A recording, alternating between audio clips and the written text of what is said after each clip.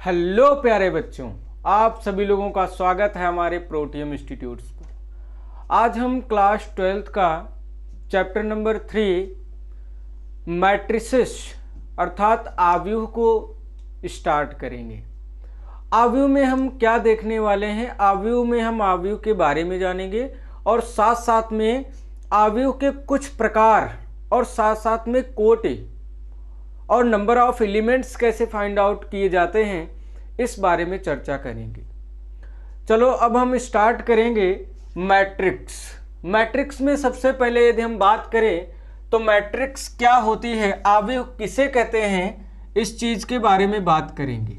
आव्यूह क्या है, मैट्रिक्स क्या है, इस चीज के बारे में बात करें। फर्स्ट ऑफ ऑल यदि हम बात करें कि मैट्रिक्स किसे कहते हैं तो मैट्रिक्स एक प्रकार का आयताकार सारणी में प्रदर्शित करने का तरीका जो है उसे हम आव्यूह कहते हैं। यदि हम इसे परिभाषा के रूप में कहें तो हम कह सकते हैं कि mn संख्या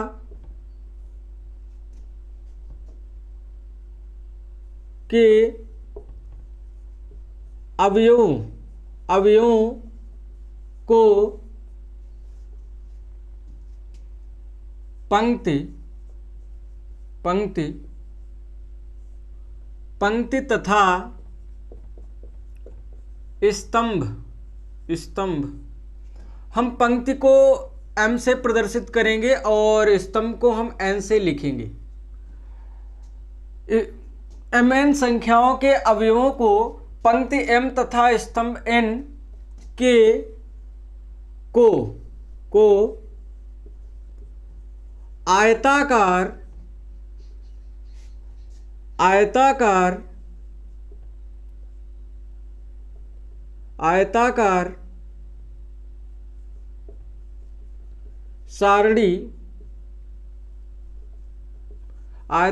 सारणी के रूप में व्यवस्थित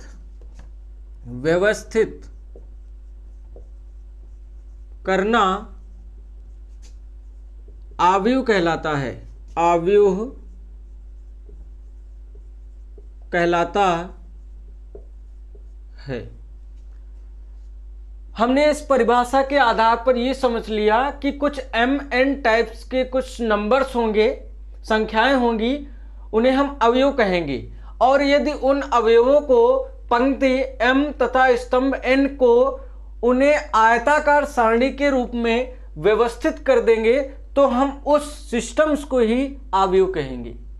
यानी कि हमें यह समझ में आया कि एक पंक्ति और रो, मतलब पंक्ति और जिसे हम रो कहेंगे और कॉलम जिसे हम स्तंभ कहेंगे, यदि उन्हें हम एक व्यवस्थित एक निश्चित क्रम में यदि उस आयताकार फॉर्मेट में यदि व्यवस्थित कर देंगे तो उसे ही हम आव्यूह कहेंगे। यानी कि आव्यूह बहुत ही सिंपल चीज है। यदि हम इसे प्रदर्शित करने की बात करें तो हम ये कहेंगे कि एक मान लेते हैं, एज्यूम करते हैं कि एक सारणी है और इस सारणी में जो हम एलिमेंट को प्रदर्शित करने का जो हमारा तरीका होगा वो कुछ स्मॉल a11 और स्मॉल a12 और स्मॉल a13। यदि हम इसी प्रकार चलते चले जाएं तो हमें जो लास्ट में जो रो मिलेगी वो कुछ इस टाइप्स की होगी कि 1n तक जाएगी। यानी कि हमें यह समझ में आया कि कोई भी यदि मैट्रिक्स है और उसमें हम n नंबर तक ये चले जाएं एलिमेंट्स को अरेंज करते हुए तो हमें जो रो मिलने वाली है वो कुछ a1n, यानी कि फर्स्ट रो और फर्स्ट कॉलम के जो एलिमेंट्स हैं वो कुछ इस प्रकार प्रदर्शित किए जाएंगे। अगेन यदि हम बात करें दूसरी पंक्ति और पहले स्तंभ की तो 2 और 1, मतलब दूसरी पंक्ति और पहला स्तंभ। इसी प्रकार इसमें भी दूसरी पंक्ति और दूसरा स्तंभ। इसी प्रकार दूसरी पंक्ति और तीसरा स्तंभ। यदि हम इसी प्रकार अरेंज करते चले जाएं तो हमें ये 2n टाइप्स का एक रो मिलेगा। अगेन हम यदि इसी प्रकार यदि हम बढ़ते चले जाएंगे तो एंड सो ऑन यदि हम करके इस प्रकार लिखें तो हम ये कहेंगे कि जो यहाँ पर एलिमेंट्स मिलने वाले हैं वो M1 टाइप के होंगे और यहाँ पर जो एलिमेंट्स मिलेगा वो M2 टाइप्स का होगा। और इसी प्रकार यदि हम बात करें तो M3 टाइप्स का होगा और डैश डैश यदि हम चलते चले जाएं तो हमें यहाँ पर जो एलिमेंट्स मिलने वाला है वो कुछ M क्रॉस n टाइप्स का एलिमेंट मिलेगा। तो यदि हमसे कोई ये कहता है कि ये जो मैट्रिक्स मिला है ये किस ऑर्डर का है, ये किस कोटि का है, तो हम ये कहेंगे इसमें हम Mn तक एलिमेंट्स को अरेंज कर रहे हैं तो हम यही कह देंगे कि इस एलिमेंट्स का जो ऑर्डर होगा वो M क्रॉस n होगा, क्योंकि हमने जो एलिमेंट्स को अरेंज किया है वो Mn तक गया है। और यदि Mn तक एलिमेंट्स को हमने अरेंज कर दिया है तो हम ये भी कह सकते हैं कि उसका जो ऑर्डर होगा वो M क्रॉस n का होगा। यानी कि हमें ये समझ में आ गया कि एलिमेंट्स को हम स्मॉल लेटर्स के फॉर्मेट में रिप्रेजेंट करेंगे और जो यहाँ पर 1 प्रदर्शित कर रहा है ये प्रदर्शित कर रहा है कि ये प्रथम पंक्ति और पहले स्तंभ का फर्स्ट एलिमेंट है। और यदि हम इसी प्रकार इसकी बात करें तो ये फर्स्ट रो और सेकंड कॉलम का सेकंड एलिमेंट्स है। तो इसी प्रकार हम इस चीज को समझ सकते हैं। तो ये जो आपको ये हॉरिजॉन्टली मतलब क्षैतिज जो अरेंजमेंट है एलिमेंट्स का इसे हम क्या कहेंगे, पंक्ति कहेंगे, यानी कि हम इसे M बोलेंगे। और यदि आप इसी सिस्टम्स को यदि हम कहें ये जो हॉरिजॉन्टली है अरेंजमेंट एलिमेंट्स का इसे हम क्या कहेंगे, स्तंभ कहेंगे। क्या कहेंगे जी, स्तंभ कहेंगे। आपको ये समझ में आ रहा होगा कि इसे हम स्मॉल n से प्रदर्शित करेंगे। यदि हम पंक्ति और स्तंभ को इसी प्रकार अरेंज करते रहें तो हमें एक M क्रॉस n टाइप्स का एक मैट्रिक्स मिलेगा, उसे हम उस मैट्रिक्स का ऑर्डर कहेंगे, यानी कि अवयव कहेंगे। तो आपको इतना समझ में आया होगा। अब हम अगले बारे में बात करेंगे कि किसी भी मैट्रिक्स का ऑर्डर आप कैसे फाइंड आउट कर सकते हैं। चलो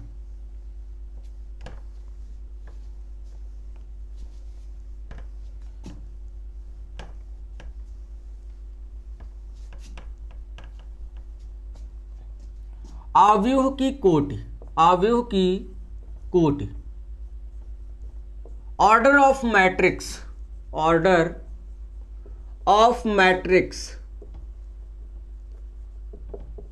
यानी कि किसी भी अवयव की कोटि को कैसे निकाला जाता है इस चीज के बारे में हम कुछ एग्जांपल्स को लेकर बात करेंगे।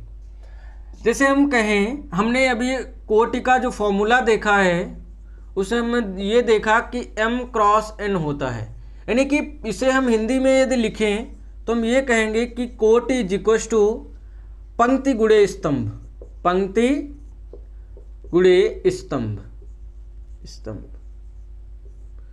यदि हमसे कोई किसी भी मैट्रिक्स का ऑर्डर पता करने को कहता है तो हम ये कहेंगे कि यदि हमें एग्जांपल के थ्रू मान लीजिए किसी ने दिया मैट्रिक्स इस टाइप्स का कि 1 2 3 2 1 4 और 1 0 6, यदि हमसे ये कहता है कि इस ऑर्डर का, इस मैट्रिक्स का ऑर्डर क्या होगा, तो हम ये कहेंगे कि यहाँ पर जो नंबर ऑफ रोज काउंट करेंगे और नंबर ऑफ कॉलम्स को काउंट करने के बाद हम क्या करेंगे, इस फॉर्मूले में उस रो और कॉलम की जगह पर नंबर्स को लिख देंगे और हम उसे मल्टीप्लाई कर उसी प्रकार लिखने के जो सिस्टम्स को ही हम क्या कहेंगे, कोटि कहेंगे। तो कोटि इज इक्वल टू क्या होगा, कोटि इज इक्वल टू यहाँ पर आप काउंट करेंगे कि रोज कितनी है और कॉलम कितनी है। तो पंक्ति कितने हैं यहाँ पर 3, तो 3 होगा। और स्तंभ कितने हैं जी 3, देखिए यहाँ पर आप काउंट कर सकते हैं। तो हम कहेंगे कि ये जो मैट्रिक्स हमें मिला है वो 3 क्रॉस 3 ऑर्डर का मिला है। अगेन यदि हम इसी प्रकार एग्जाम्पल की बात करें तो हम ये कहेंगे 1 2 3 0 2 1 तो आप इस मैट्रिक्स के बारे में, कोटि के बारे में क्या कहेंगे? तो आप फॉर्मूला लिखेंगे, कोटि इज इक्वल टू पंक्ति गुणे स्तंभ, पंक्ति गुणे स्तंभ, स्तंभ। तो पंक्ति गुणे स्तंभ यानी कि हम रोज को काउंट करेंगे और कॉलम्स को काउंट करने के बाद हम यहां पर लिख देंगे और हमें उस मैट्रिक्स का ऑर्डर मिल जाएगा। तो हम कहेंगे कि इसमें पंक्ति कितनी है 2 और स्तंभ कितने हैं जी 3। तो हमें ये जो मैट्रिक्स का ऑर्डर मिला है वो कुछ 2 क्रॉस 3 टाइप्स का मिला है। यदि अब यहीं पर आपने यदि कोटि को फाइंड आउट कर लिया है तो आपसे ये भी कहा जाएगा कि आप उस मैट्रिक्स में उपस्थित एलिमेंट्स को काउंट करें। तो आपको अलग से कुछ भी नहीं करना है, यहीं पर आप कंप्लीट इस नंबर को मल्टीप्लाई कर लेंगे। इस ऑर्डर के नंबर्स को कंप्लीट मल्टीप्लाई करने के बाद जो आपको नंबर्स मिलेगा वो आपके अवयव अर्थात मैट्रिक्स में उपस्थित एलिमेंट्स को ही प्रदर्शित कर रहा होगा। जैसे यदि हम बात करें 3 क्रॉस 3, तो यदि हमें यहां पर नंबर ऑफ एलिमेंट्स, अवयवों की संख्या, अवयवों की संख्या पता करने को कहता है, तो हम क्या करेंगे, इन्हीं नंबर्स को ऑर्डर्स के नंबर्स को ही हम मल्टीप्लाई करेंगे। यदि हम कहें 3 क्रॉस 3 तो क्या होगा 9। तो आपको जो 9 नंबर मिला है, आप इस नंबर्स को चेक करेंगे कि इसमें क्या नंबर्स ऑफ एलिमेंट्स जो हैं वो 9 हैं। यदि उस मैट्रिक्स में आपको नंबर ऑफ एलिमेंट्स उतने ही मिल रहे हैं तो आप किसी भी मैट्रिक्स के अवयव में उपस्थित एलिमेंट्स को उसके ऑर्डर से पता कर सकेंगे। तो आपको यहां तक हो सकता है समझ में आया हो। अब हम अगेन बात करेंगे कि अवयव के प्रकार क्या होते हैं, अवयव के कितने प्रकार होते हैं, उनके बारे में चर्चा करेंगे। चलो जी, आपने नोट कर लिया होगा। चलो हम आगे बढ़ते हैं। अब हम पता करेंगे कि उस जो मैट्रिक्स हमने पढ़ा है उस मैट्रिक्स के टाइप्स क्या होंगे। अवयव के प्रकार, अवयव के प्रकार हेडिंग डाल लेंगे कॉपी नोटबुक पर और उसमें हम लिखेंगे टाइप्स ऑफ मैट्रिक्स, अवयव के प्रकार। इसे हम इंग्लिश में भी लिख लेंगे, types of matrix. Types of matrix बहुत सारे हैं, उसमें हम चर्चा करेंगे। सबसे पहले यदि हम बात करें